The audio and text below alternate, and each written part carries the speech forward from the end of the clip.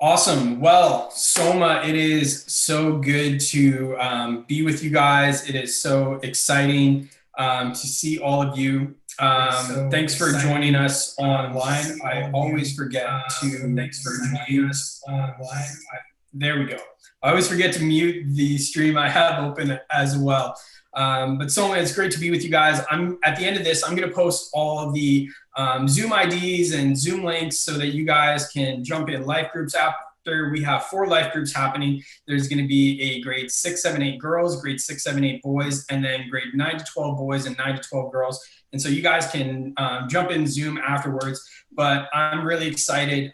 Tonight we have a special guest. We've been going through all of my pastors, former pastors, current pastors. And so I'm really excited to introduce my pastor. We worked together at Village, and now he is at Westside. And so Soma, meet Pastor Cliff Ursel. Now, Pastor Cliff, why don't you tell us a little bit about yourself? Who are you? What do you do? Where are you from? All of that.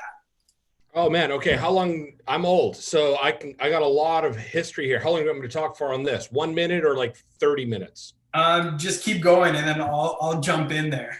All right, all right. Hey, so for me, I started actually as a student in high school. My move into ministry started, I think, when I was 13 years old, and I initiated a club at my high school. This was like back when your parents were like my age, like this would have been like 83. And from there, I just started slowly more and more getting involved in the high schools and working with students. I did that for about 15, 20 years. And then hit some really tough patches, which we'll probably talk about in a bit.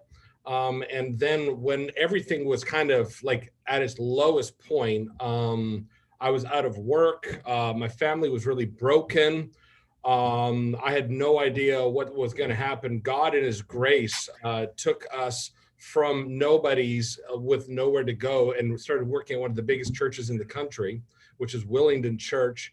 And my wife started leading in worship there. I was working in young adults with men, women ministry. I kind of did a lot of it all. Worked at Willingdon Church for about 7 years. I just started my 7th year, and then I transitioned to Village Church in Surrey. Did that for a while, which is, Jordan, where I kind of met you. Actually, I'm having a flashback on a call just like this. Yes. Right, you remember that? I was still in California. And yeah. And you were talking about working with kids.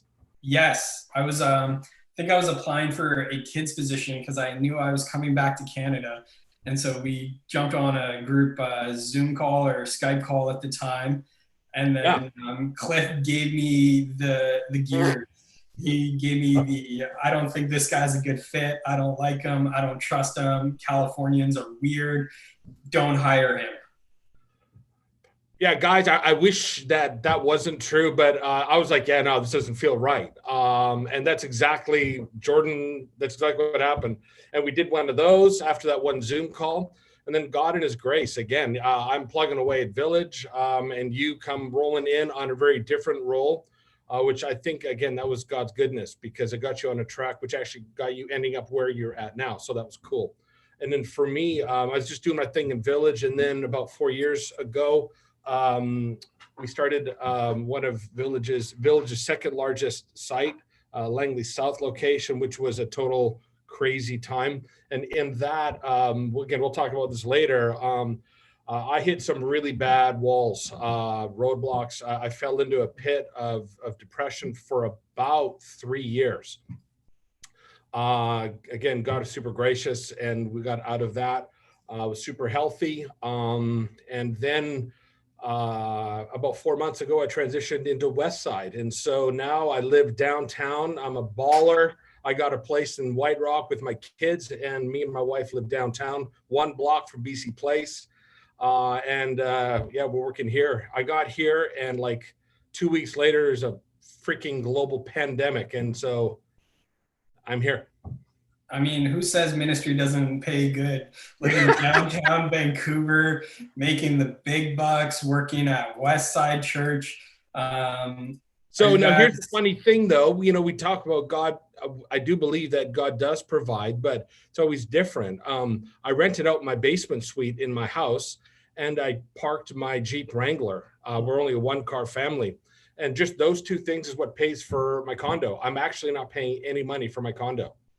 I mean, I love that being smart. Now let's kind of get into the meat of this. And so you kind of talked briefly about stints of depression, seasons of disappointments.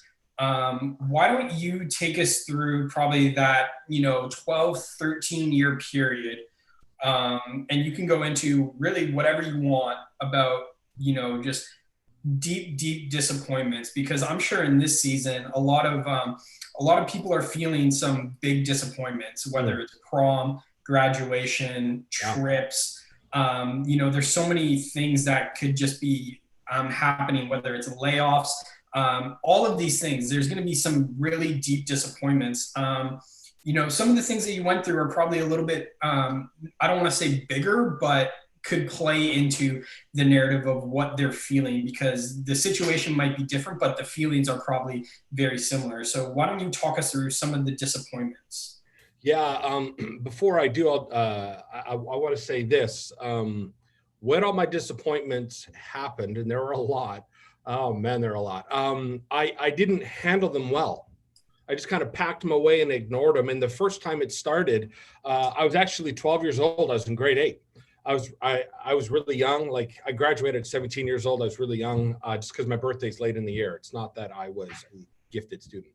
Um, I was bullied really bad for like a year and a half, and I couldn't figure out why people, like my friends, seemed to just really enjoy the fact that this guy just wanted to beat the crap out of me, and I basically ran and avoided him, and subsequently pretty much everybody else for about a year and a half.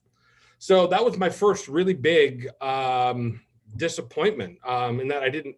The biggest one wasn't that I got bullied by that guy. It was that the people that I thought were my friends just turned their back on me. It happened again at 17 years old when I went to change churches. I wanted to move into a ministry position, and I went to church for all the wrong reasons. I went just for friends. I went just to hang out for the good time. Not that that's bad, but that was all I did. And so I wanted to position myself, again, to kind of go down this road of working in a church and serve God with my whole life. All my friends cut me out.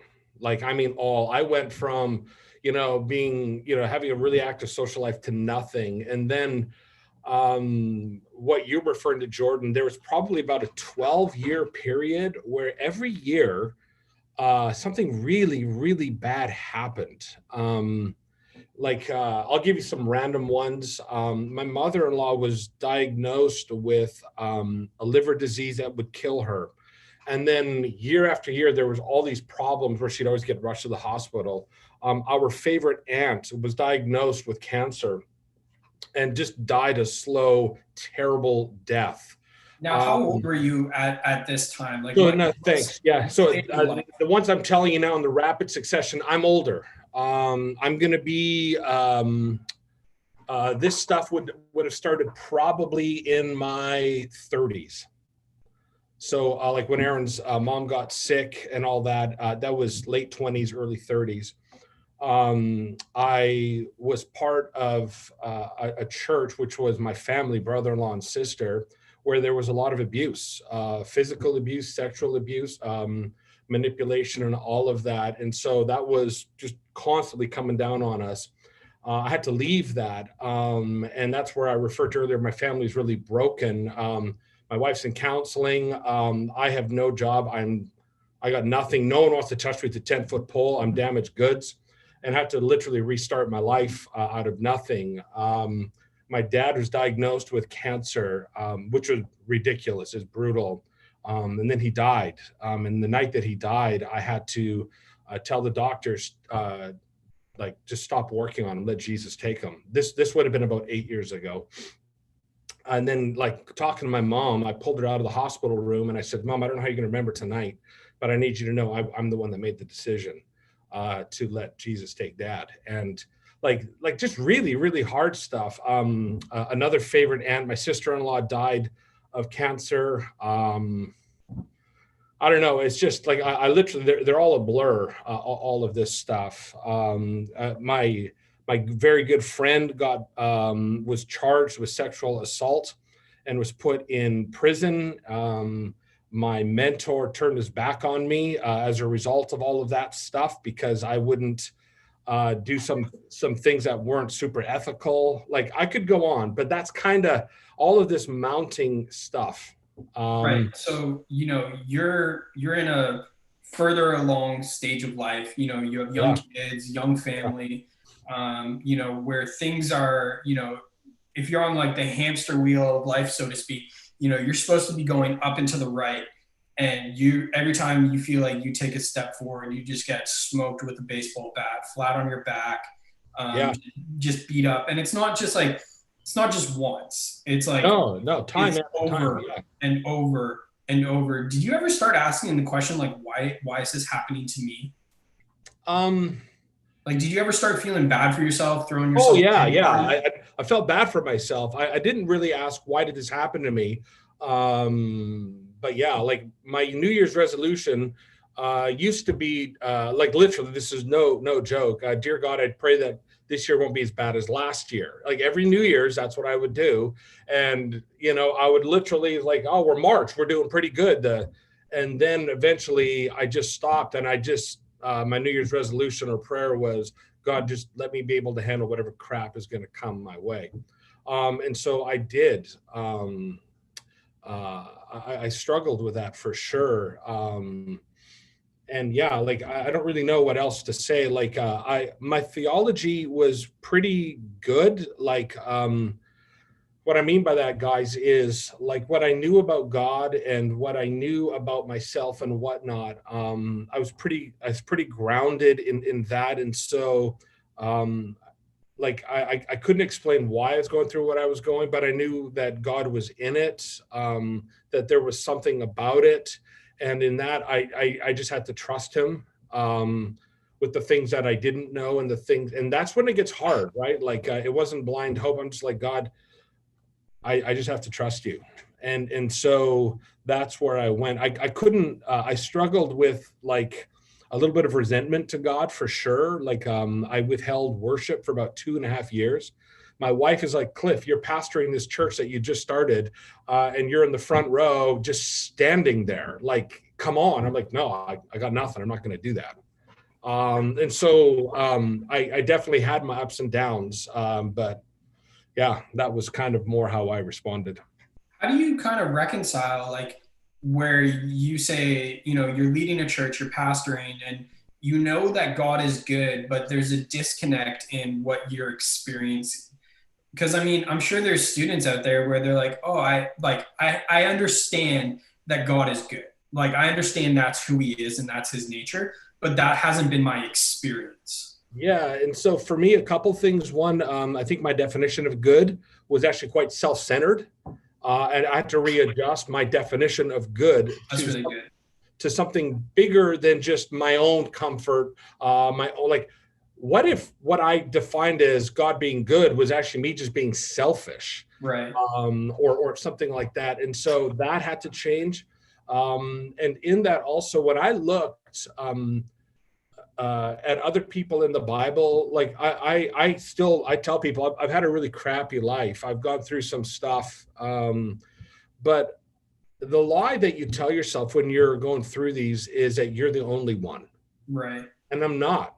Like, just go through the Bible, go through history, and I'm like, okay, like I can see this, and in that even I was able to learn that maybe the definition of God being good to me is that though I walk through the valley of the shadow of death, I will fear no evil, which is the work of Satan. I won't fear that. Why? Because you're with me. And I realized that God would be with me in these places. And like the story of Job, like we sometimes have a real small picture of what is good. But what if, like, when you look at, step back and look at Job's entire life, you go, oh, I see it. I see God's goodness. Yeah. And so when there's certain points in his life where you're like, dude, it sucks to be you. which is totally true. God was still good. Job might not have fully experienced some of the goodness of God, and that's just how the Lord works. But yeah, so that's some of how I roll with the idea of reconciling God's goodness. And honestly, Ephesians 1 says, "I'm by nature an object of wrath. I'm born into sin." Like, I don't. What do I think I deserve? Because Ephesians 1 says I deserve God's wrath. So the fact that God saved me, the fact that I'm going to one day be fully whole and fully restored, I'm going to do that. One guy I was reading was saying this, that our culture right now has never really known struggle. And a great place to look at that is in our worship songs. Like, 50, 60, 70 years ago, when you listen to some of the worship songs, it's all forward progress. One day it's going to be this. I hope for this. And our worship songs now is, God, you're so good. Like, it's from a comfortable place. And I don't think that is a real robust understanding of what's good and what's realistic. Right. What would you say to, the 13, 14-year-old tuning in, where it's hard to look at your life and be like, oh, someday it's going to be good. Because like right now, like, as like 10% of their life, 8% of their life has been spent in, crap, so to speak, like a large percentage of their life. And like, as life goes on and less of a percent is 1 year. But like you're looking at it, it's like, what would you say to a student that has to reconcile what goodness is and, maybe not being able to see the other side? First of all, I really encourage, any of your students or anybody, like get into other people's life stories, hear their stories, whether it's in scripture. Like for me, I would read about King David and some of his lows. Like that guy was low and had a lot of hardship. And I would just look at them and I would learn from people. What did they do? How did they navigate that? And also because I would read their life story, it helped me step back and go, what I'm feeling right now is momentary. And there is going to be a tomorrow. I know that. I'm promised that. And by that, I'm actually promised an eternity. So that I did that, but also like to any of your students, take a moment. So when I was really young, we sang this song called "Count Your Blessings, Count Them One by One. Count your many blessings and see what God has done." I actually think we forget God's good hand on our lives because we're moving so quick on to the next thing. Just stop and look. And what are you thankful for? Like Jordan, the fact that there's someone like you in their lives, that's a gift from God. The fact that there's other like-minded students, that's a gift from God. It's not, God's not punishing you in that. Like this is a gift. And I would be thankful for that. And I would actually lean into the good things that God has given me. And again, scripture is full of this, that both things can be true at the same time. I think in our day and age, we don't have super complex thinking. Like when Paul was in prison with his good friend Silas, two very opposite things were true at the same time. They're in a really bad spot. Like they're in prison, they're kind of screwed, but they're really good friends and they're having a rich time with Jesus and there's joy. Both things are true at the same time. And so I think for us that we can actually go, I'm really going through a crappy time. That's true. But there are still some good things in my life. Both can be true at the same time. I mean, kind of what I'm hearing you saying is like, when people are kind of down and looking at it, they're like, well, how do I get through? And how do, there's this old cheesy adage of like, what's at the center of sin? The letter I. And it's just like your eyes are only on your eyes are only on yourself. You're only looking at yourself. And kind of what I hear you saying is, just get your eyes off yourself and, begin to look around, begin to look at other people.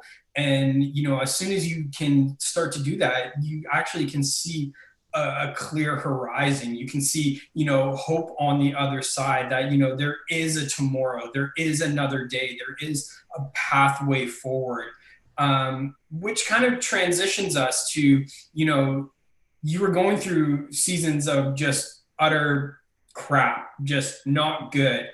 What did that ultimately like lead you to? Because it was disappointment after disappointment after disappointment. And then, you probably started to tailspin and spiral. Can you tell us a little bit about that? Oh man, I love that. You probably went into a tailspin and a spiral. No, I most definitely did. Yeah, there just came a point, right? Like there was just one too many things that happened, and because I had no metric, no way of really being able to process my loss, pain, my disappointments, my betrayals. Like even like at grade 8, all my friends I felt betrayed me because they rather see me get bullied than to be my friend. And it happened again when I was 17 years old.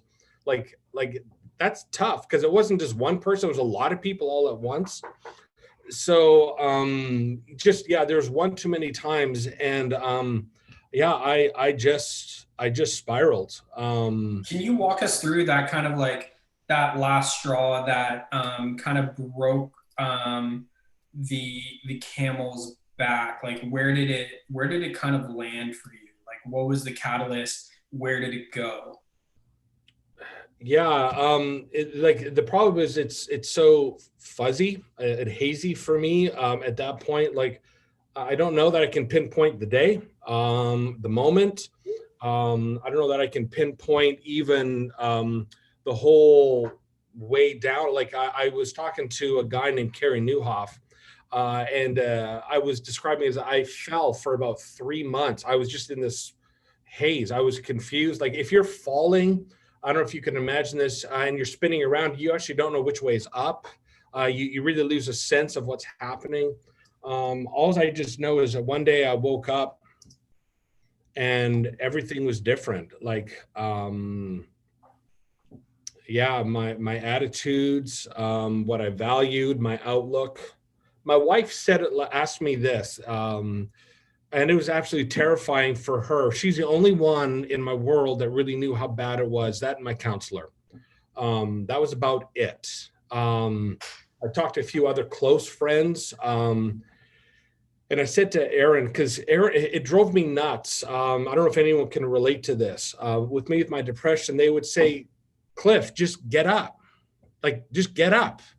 Well, I can't. Yeah, you can. Get up off the couch. Like, just make yourself laugh. Like, smile. Ha, ha, ha. Like, and I just said to Aaron, my wife, I said, that talk is stupid. It just bugs me. I'm like a dead man on the side of the road, but I can see myself being dead. And it's about as logical as going to the casket in a funeral to the dead man and say, just breathe. So you could do it, just breathe. It was like I was dead and I knew it. I had no ability. Like I wasn't really doing much. It was dark. It was hopeless. And I was just there for a really, really long time. So you kind of just like woke up in this season, like there wasn't a clear day, but there was just a process that brought you into it. And then one day you kind of just realized where you were. Yeah. You know, which is hard because now we just finished talking about there is a tomorrow, there is another day, there is like, what did that season look like for you? Like, oh man. So yeah, so just so we're clear, when I say there's another day, this is me post. Yeah. When I was there in my darkest, again, my theology was intact. So I was always faithful to God. But oh man, yeah, I was in such a bad place. And so, I would read, like when I remember I said read biographies and stuff like that. Like I read books like Dark Night of the Soul by St. John of the Cross. It's a real old book, emotional, healthy spirituality. And I think by God's grace, the first thing that I just was able to just hang on, if you can imagine me traversing up a side of a cliff, was the phrase, I'm not okay, I will be okay. Right. Just that both are true in the moment. I'm not okay. And that just really allowed me to have time to process what I'm feeling. I really got to, I really went in, I did a deep dive into myself, which I'd never done before, to go, what are my emotions? What am I feeling? And I really looked around to see how dark it was and what I was feeling. But I also knew that at the same time, I will be okay. And in that moment, I didn't know when. I didn't know if it'd be in this life or in my next life when I saw Jesus. But I knew it was true that one day I was going to be okay. And that was the first thing that helped me go, there's going to be a tomorrow.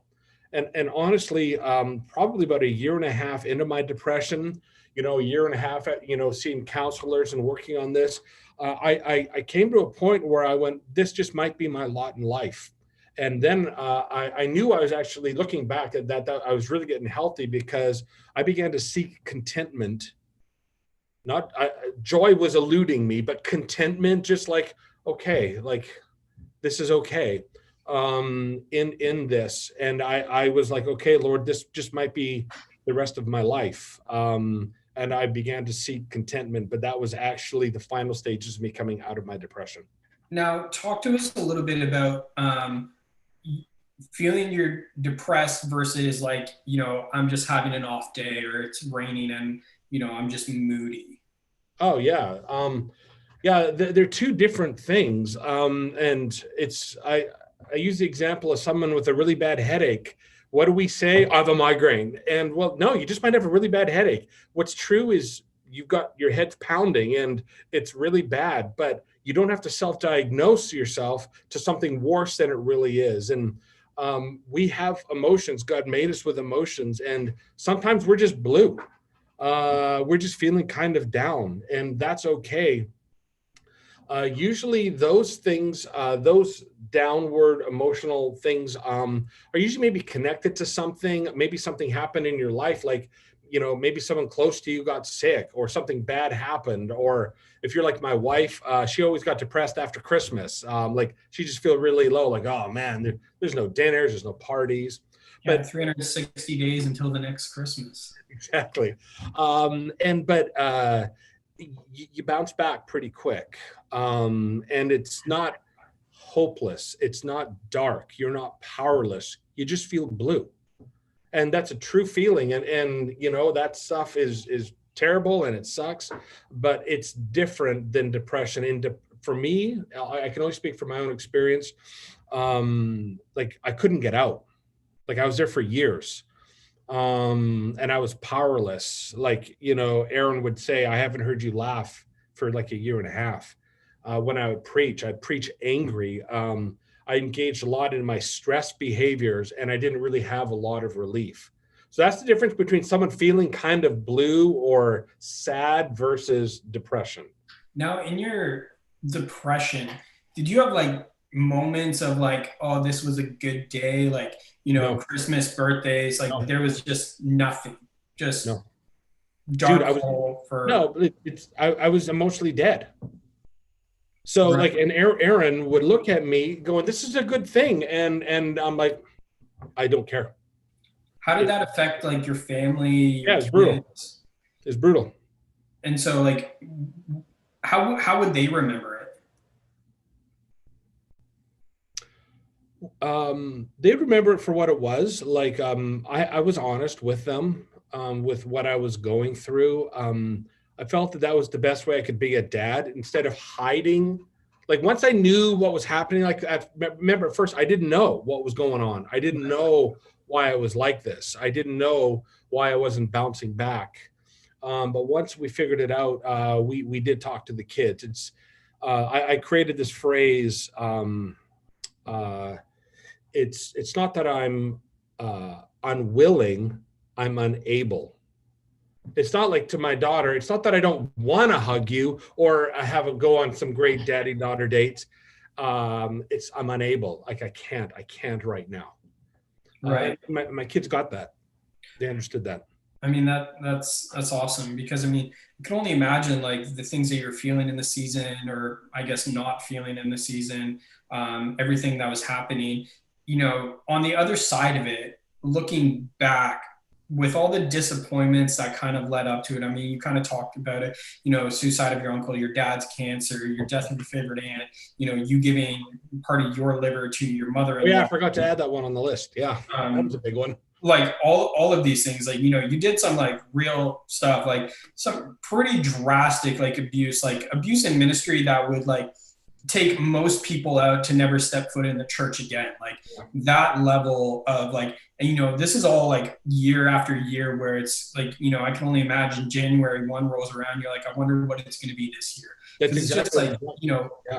blow after blow. Hindsight, what would you change in in those seasons, that you'd say like you didn't do well? You're like, I wish I would have done this, because obviously you can't change it now, but looking back, I mean, you've been able to operate your life in a way that you haven't fallen into it again. You haven't gotten back to that place because you put barriers, healthy boundaries, and habits in your life. What were some of the things that you would change going back? Excuse me. First of all, I would actually be way more authentic, first with myself. When bad things would happen, I'm just like, that's no big deal. It's nothing. I got it. I can do this. Like when my dad died from his cancer, I literally put my entire family, my mom, my three sisters, my wife, my kids on my back, and I carried them. I did everything.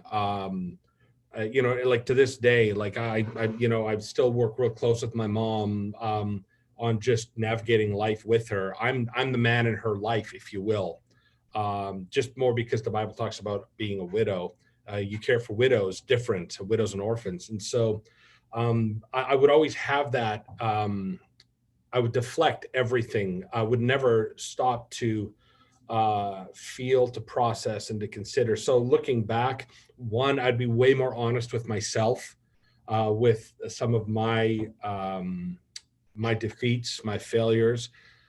Two, I would be way more authentic with my relationships, with my friends, with my mentors, different things. Like the first time I really had an honest conversation with my mentor, and I had different mentors throughout my life. It was when everything fell apart in my first church. And he and I drove across continental USA for 4 days. So it's actually a gift. I got to be locked in a car with my mentor for 4 days. Dude, man, we talked for hours. And that I remember there going, I feel awkward telling him what was true. Like as Christians, we always know to say the right answer, but I wish I was able to say the true answer. And so those would definitely be some of the things. And thirdly, I would definitely have better spiritual rhythms in my life. I didn't have good spiritual rhythms. I'm not really good at that just to begin with. I always feel really dumb with all the pastors. I pray 4 hours, like as a pastor, and I'm in these, hearing these guys pray for 5 hours, 4 hours a day. I studied the Bible, this. I'm like, what do you do? I looked at the cover. Does that count as I read my Bible? I read Holy Bible, like so. But I would definitely have better rhythms with my spiritual rhythms. Those four things would be. I wish I could do over. Can you talk to us a little bit more about when you say like, you'd be honest with yourself? Because like, when you said that, there's two things that come to mind. I think like, ourselves are the easiest to lie to and the hardest to lie to. Because we're so good at convincing ourselves like, oh, this is a good thing. Like we talk ourselves into things, like we will ourselves into things. Like, I think like as a, like any guy that would be like, oh, I'm not going to go look at something inappropriate. I'm just going to go on the internet. Like we just lie to ourselves Yeah. as we go into it. But then at the end of the day, like when you put your head on the pillow at night, like what's true and honest. How would you be more honest with yourself? Like what does that actually look like? Well, here's what's crazy. I don't think like when you said you put your head on the pillow and you know what's honest. I don't know if that's always the case. Just a couple of days ago, I was preaching at Westside, and my point was authenticity is tough. And I gave the example of David in 2 Samuel, I think it's 12. sleeping with Bathsheba, had the sinful sexual encounter with Bathsheba. And then for 9 months, he was lying to himself, right? I'm a good husband. I'm a good king over Israel. I have a great relationship with God. And then when God spoke through the prophet Nathan, David didn't even recognize God's voice. Right. So that kind of terrifies me, because I'm like, we're so good at lying to ourselves. I'm afraid that I can't snap out of it, to be honest with you. And so that kind of terrifies me. So sorry, I totally went off on the tangent. So what was the original question again? How do you be more honest with yourself? Oh, okay. Yeah. I would actually, so as I'm going through my memories right now, like I remember one time, so I was a bit of the OG for campus ministry in Richmond. Like I eventually was getting like 500-600 students at my events. But when I started, I had a lot of failures. I remember once I really went on a limb. I brought in some people from Seattle, did a lot of big stuff, and it bombed. I remember sitting there going, this isn't a problem. This isn't a problem. This isn't bad. And you know what? The failure wasn't bad, but I told myself it was. And so I didn't allow myself to think these things. I somehow thought I did something bad, and I didn't want to go there. Instead, like I would have loved true honesty to myself would have been to go, that was a really great effort. I was trying to do the right thing. There's some things for me to learn in that. Man, that hurt. That sucks, but I can move on. But I never let myself do any of that. And that, I think, is something that would have been helpful for me.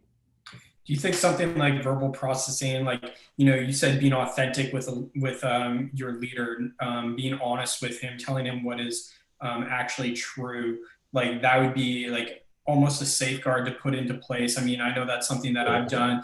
There's been many times you and I have sat out on your porch or in your basement, and we're just processing, we're just spitballing. I'm like, hey, is what I feel actually true in this moment? Yeah, and yes. And that's the thing I never allowed myself. I never gave myself that opportunity. And that would be a really great example of some of the things that weren't in place, which is what got me to where I was. So yeah, that's huge. Like the idea of verbal processing, hey, this is what I'm feeling. What do you think? To have someone who's not as connected to be able to say, here's what I'm seeing, here's what I'm thinking. And you kind of want a godly perspective in that, to give you godly counsel. Man, that's a total game changer. Yeah, I mean, I agree. Like, I mean, SOMA, like you've heard me say many, many times, like when I first walked into this church, it was kind of like the bait and switch. Like, it wasn't what I exactly expected. What you don't know is I was in his basement talking through, and I looked at him and I said, Cliff, what do I do? And he was like, well, you got to stick it out. I'm like, you sure? Because Mark said I could have my job back. And it was just like, he's like, nope, we felt God, you're staying. And it was one of those, like, it didn't feel real good in that moment. So accountability, godly leadership, that's huge. Now, back to your season of depression, it didn't span months, but years. How'd you get out of it? You kind of started to allude to it, but like what was that incline out?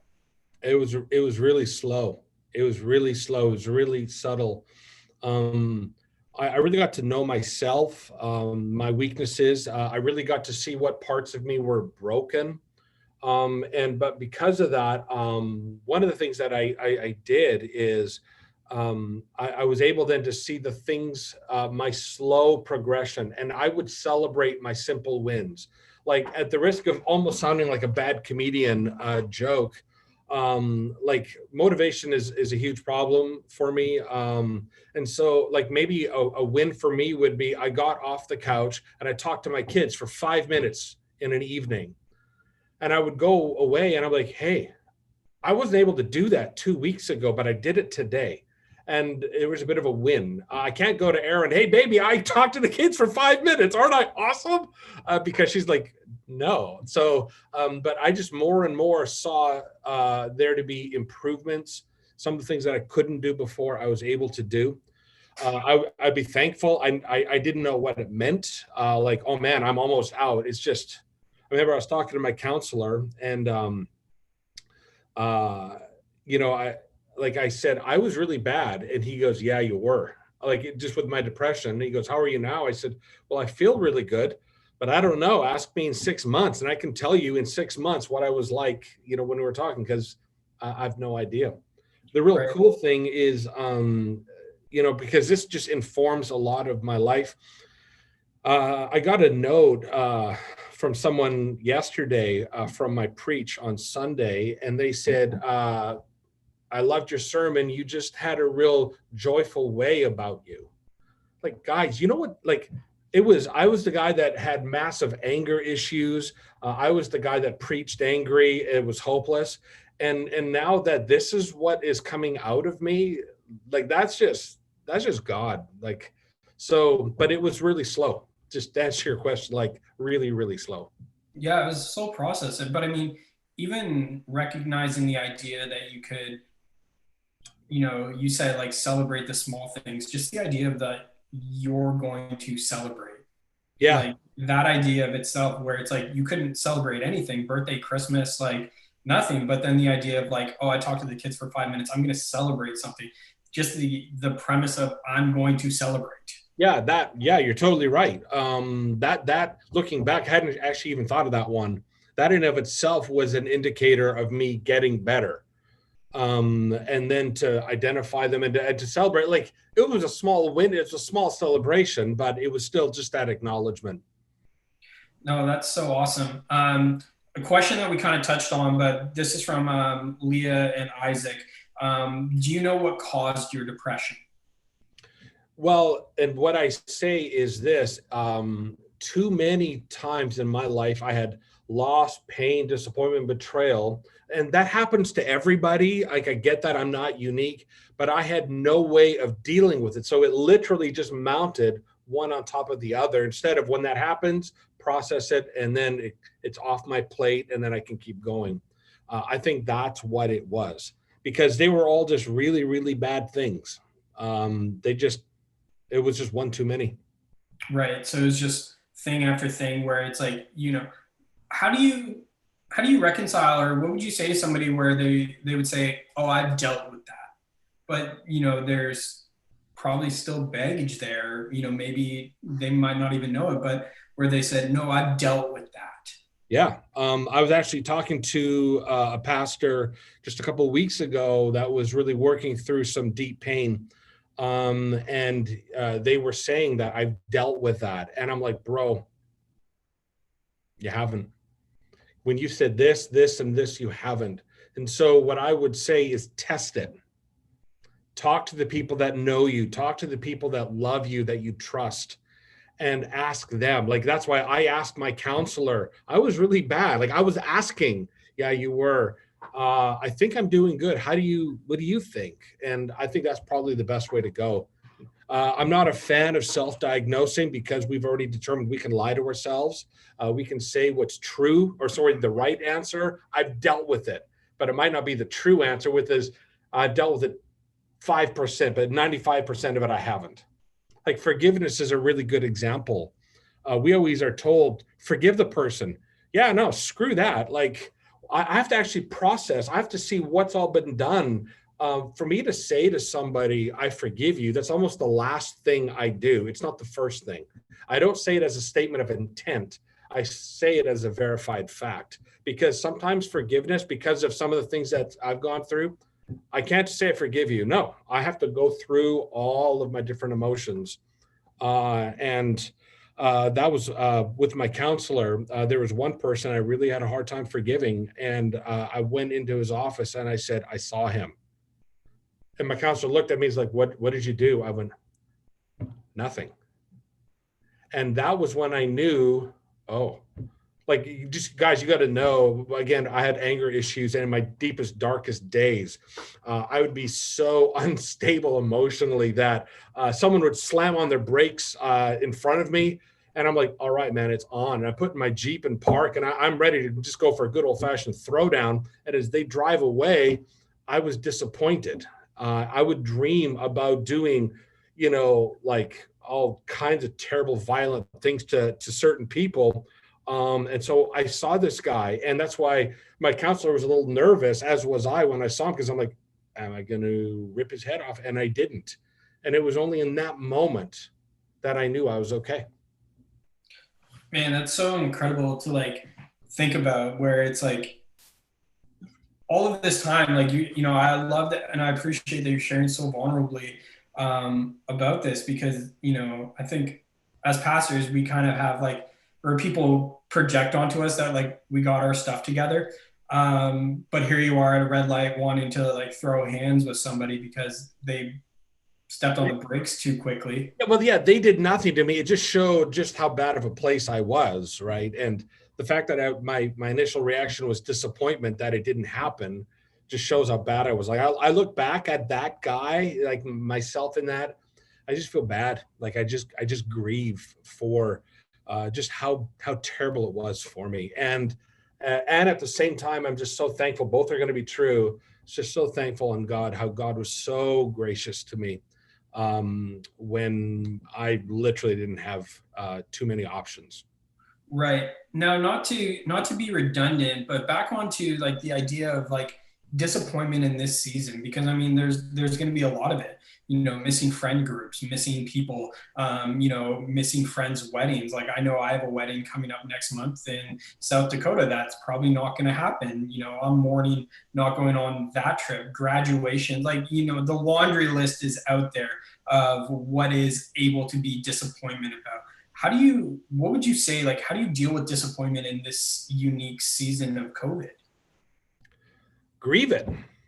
Like you're right. Like, for students that aren't able to have grad, or certain family holidays or whatever, guys, that really, really sucks. The job that you were hoping to get so you could pay for university or buy whatever, build your resume, whatever, grieve it. It's okay. I just don't think we let ourselves do that. Be sad, mourn, bring that to the Lord, and just bring it. God, this really, really sucks. And I actually think that in and of itself is the beginning of us being able to move forward in getting out of it. Don't pretend it didn't happen. Don't pretend it didn't hurt. Don't pretend it doesn't matter. It does. Can you focus on that a little bit more? Like, I think of my life in like my season of leaving California. I don't think it's any secret for anybody that I didn't want to go. Who would want to? Everybody still wants to go back. Like, even right now, like, why wouldn't you? Like, what a place to be quarantined by the beach. Oh no.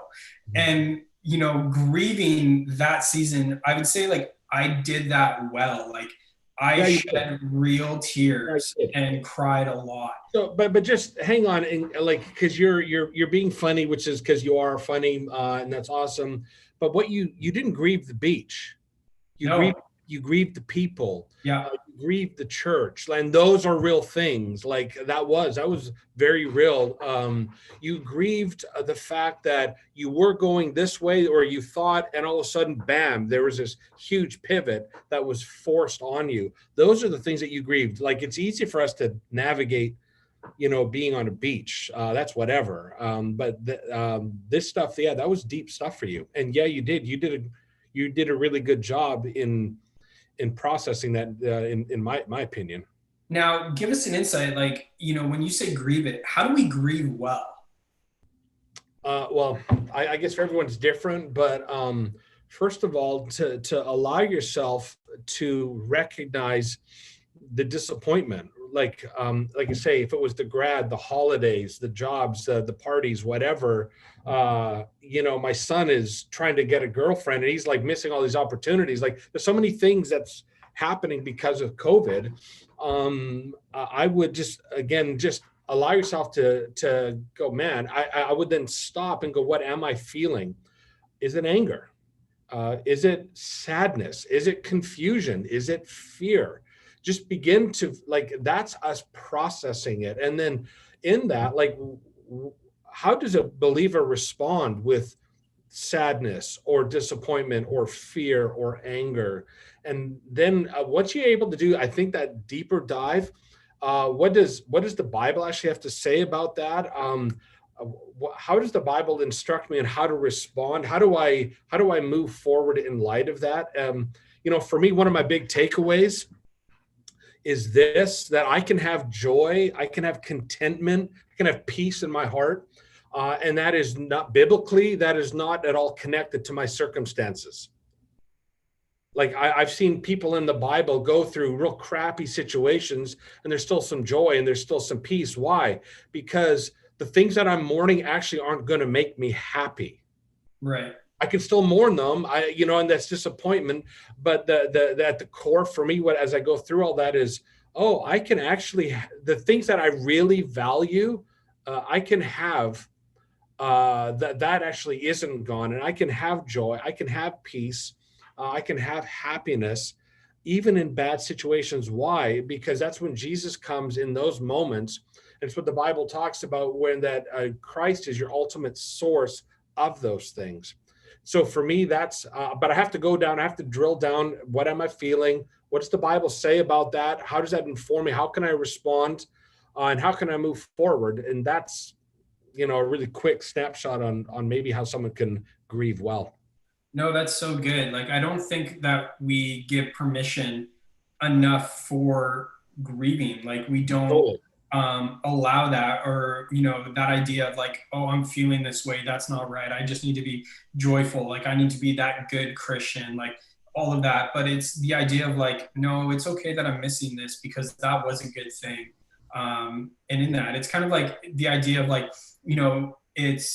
it's the death of something, and it might not be physically, but it's like, it's the death of that graduation, it's the death of that season, it's the death of that. And it'd be weird in that if you weren't to like mourn somebody that passed away. It's weird if you're really looking forward to something and not mourning that as well.